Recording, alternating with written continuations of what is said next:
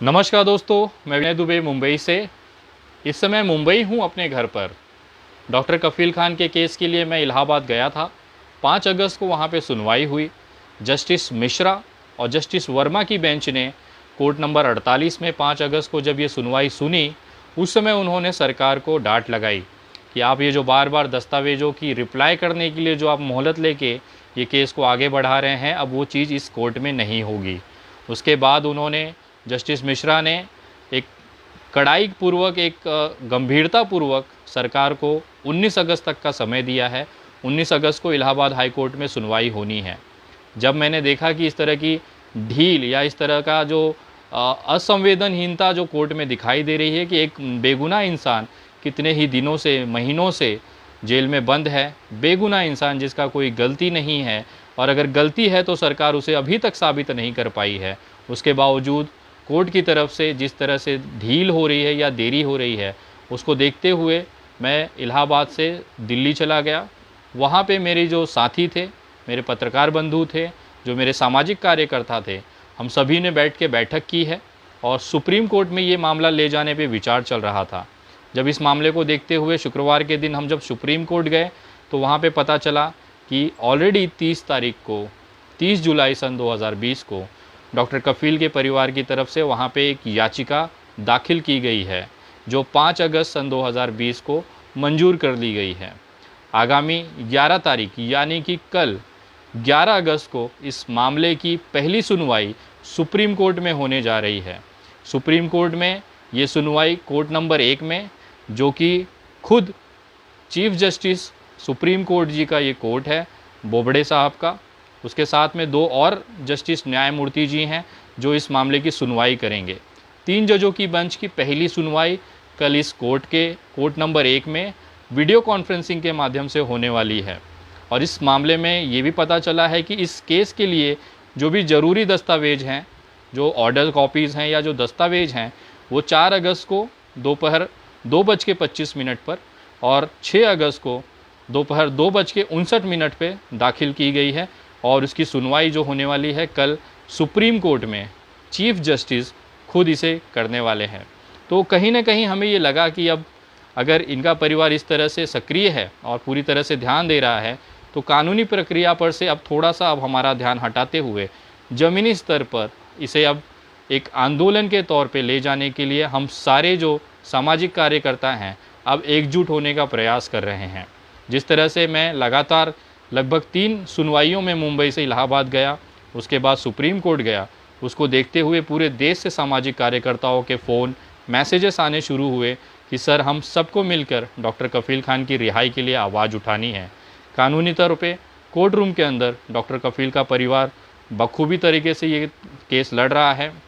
जहाँ तक मुझे लगता था जो कमियाँ थी वो लगभग हमारे आपसी तालमेल की वजह से वो पूरी हो चुकी हैं।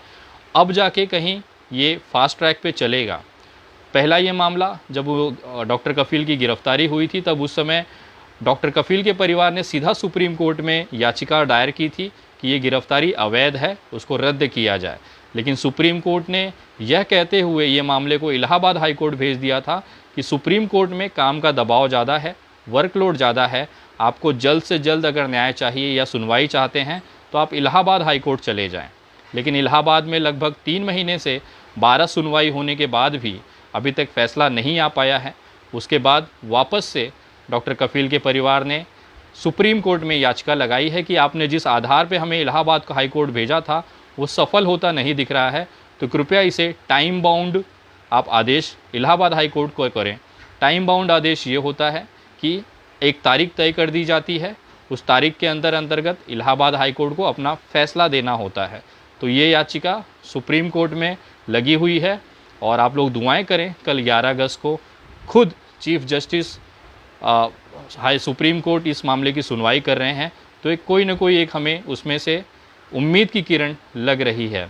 लेकिन उसके बावजूद जिस तरह से सरकारों का दबाव है न्यायपालिकाओं पे, उसको देखते हुए मुझे ऐसा लगता है कि एक सारे जितने भी सामाजिक कार्यकर्ता जो सोशल मीडिया पे एक्टिवेट हैं, ज़मीन पे एक्टिवेट हैं, हम सबको एक प्लेटफॉर्म पे आना चाहिए और आके इस तरह के सामाजिक मुद्दे में एक दूसरे का साथ देके एक बुलंद आवाज़ देश के सामने रखनी चाहिए। और तमाम लोगों को इसमें जोड़ना चाहिए।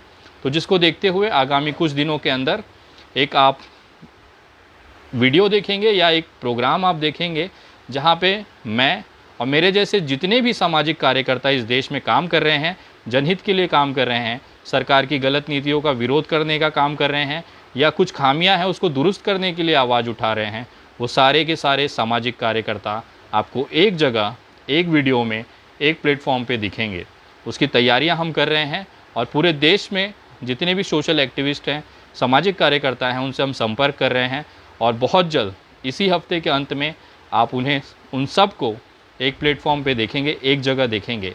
हो सकता है कुछ लोग मुझे ना सुनते हों, किसी और को सुनते हों, तो वो व्यक्ति भी आप हमारे साथ या हम लोग एक परिवार की तरह, एक टीम की तरह इस देश में काम करेंगे और सरकार की जो गलत नीतियां हैं उसको उजागर करेंगे। तो आने वाले समय में आप ये आंदोलन एक सोशल एक्टिविस्ट की तरफ से, हम सामाजिक कार्यकर्ता जो हमारा परिवार है, हमारा जो टीम है, उसकी तरफ से आप इसे एक बेहतरीन तरीके से आगे ले जाते हुए दिखेंगे। इसमें आप लोगों का सहयोग की बहुत अपेक्षा है, क्योंकि हम आवाज़ उठा सकते हैं, हम भागदौड़ कर सकते हैं, लेकिन जब तक आपकी सहभागिता उसमें नहीं होगी तो ये बहुत ही मुश्किल होने वाला है।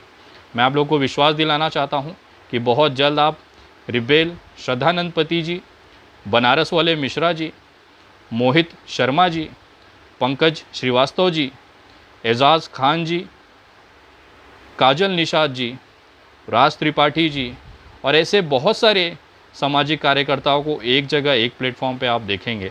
मेरी कोशिश है, सभी से मैं निवेदन किया है कि अब एक साथ आके, एकजुट होके इस लड़ाई को, देश में जिस तरह से बर्बादी हो रही है उसको टक्कर देने के लिए, उस बर्बादी को रोकने के लिए लोगों की आवाज़ बनकर हम सभी को आगे आना पड़ेगा।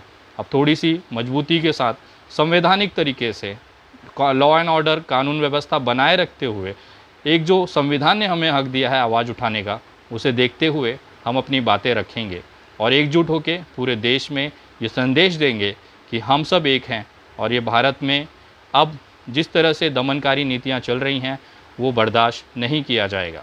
इसमें आप लोगों की, आम जनता की, आप सभी भाइयों की बहुत ज़रूरत है। आप अगर सपोर्ट करेंगे, सहयोग करेंगे, एक नया भारत, एक नया प्रगतिशील भारत, जिम्मेदार भारत, जो धर्मों के आधार पे न बटा हो, जो भाषाओं के आधार पे न बटा हो, जो जात पात के आधार पे न बटा हो, केवल इंसानियत और मानवता के आधार पे बना हो, ऐसे भारत का निर्माण करने की प्रक्रिया की शुरुआत हम करने की कोशिश कर रहे हैं, जिसमें आप लोगों का प्यार और आशीर्वाद और सहयोग बहुत ज़रूरी होगा।